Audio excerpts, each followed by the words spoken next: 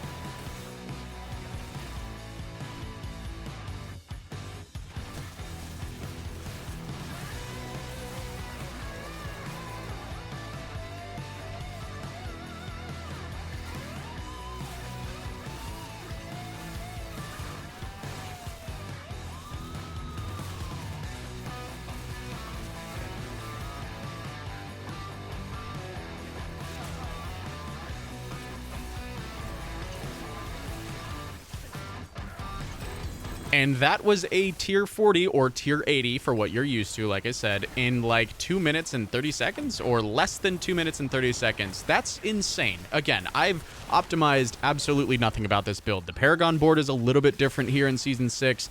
The gear, I think, requirements are a tiny bit different, but again, I didn't chase like any of the actual stat lines that you're supposed to get. I have a couple of good things or whatever you're supposed to use for this build, and that's it. There's so much more headroom, again, about this build. It's bananas. But you'll have to let me know what you think about this one in the comments down below, and on your way down there, make sure you like this video. While you're down there, let me know what you're playing for Season 6, or just in general, if we're having a little in-between season before Season 6 actually releases.